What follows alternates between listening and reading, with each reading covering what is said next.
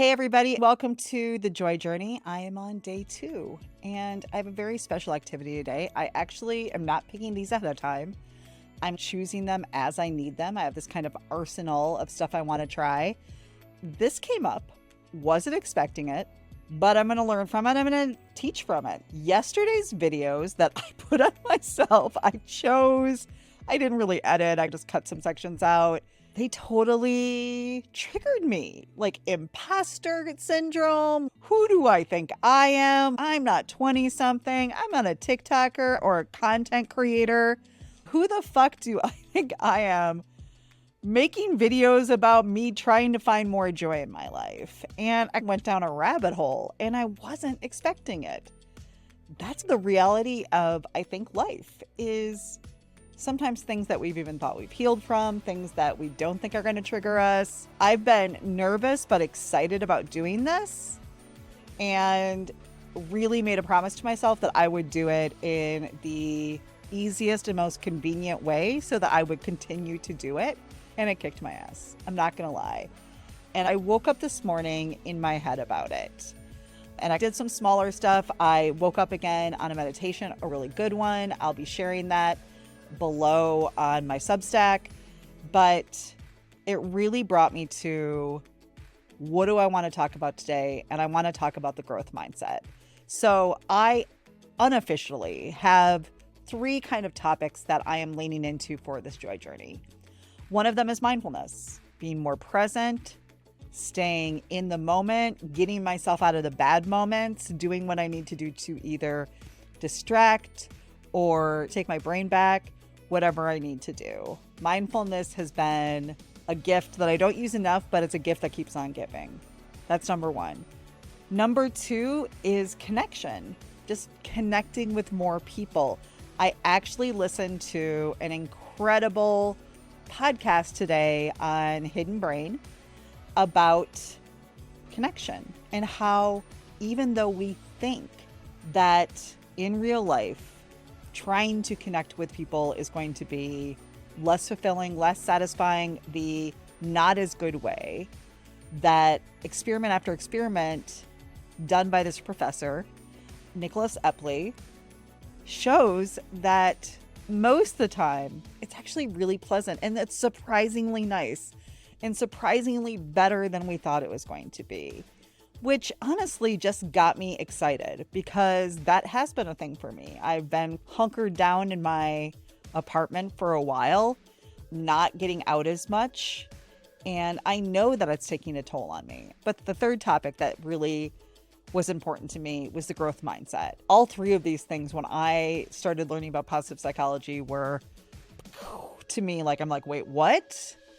But the growth mindset, it's amazing. It's amazing. First of all, if you've never heard of the book Mindset by Dr. Carol Dweck, it's incredible. It's a very, very smart book. Now, I'm going to not go deeply into the growth mindset today, but Dr. Carol Dweck basically did research mostly on kids for years about how they were praised, what they were told, and the results that those created. Now, I'm not going to go deeply into it because I'm going to be talking about the growth mindset quite a bit, and I'm actually going to go deep on one of my podcast episodes. But one of the very simplest ways that we can add the growth mindset into our lives, which, by the way, has so many benefits. It's the way to stay motivated.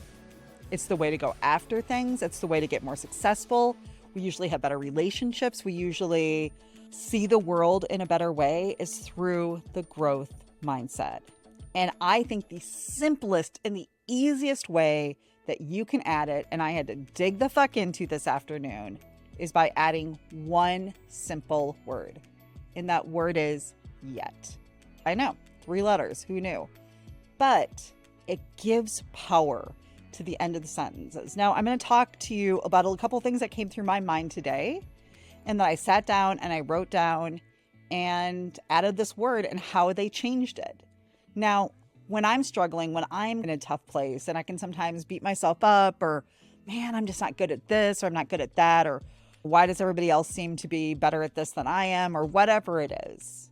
But particularly around things I'm trying to learn, skills I'm trying to build, whatever it is, the word yet can change things in a second.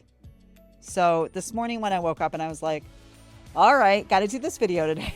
What am I going to do? Didn't feel good about yesterday. I want it to be better than that. I want it to be semi-interesting so that people want to actually watch these. And I'm like, I'm just not good at doing these videos yet. I'm not good at doing these videos yet. I've never done them before. I've never done something like this. I do have a podcast, but I just kick my microphone on this one and I just talk into it for an hour. But to put myself on camera, put myself actively doing things that are, by the way, some of the things I have possibly planned that are a little nerve-wracking, a little scary. It's new. It's different. It's vulnerable. It's a little scary. I think that if I wasn't maybe reacting or was just automatically assuming that I was going to be able to do this and do this really well, that'd probably be worrisome. This is a totally normal response. So I may not be great at these videos yet. I may not be great at sharing my thoughts concisely and well yet. I love to think I'm a terrible public speaker, but I know that I also haven't put a lot of time and energy into trying to better myself at it. And that's the idea behind the growth mindset, is that we can learn anything. We can become better at anything. And I don't think I was raised like that. I bet you might not have been either. This idea that everything that we want to go after is possible, but I'm just not good at something yet. What are you not good at yet, but you want to be? I think it's a game changer. What do you guys think? Tell me. I love hearing from you.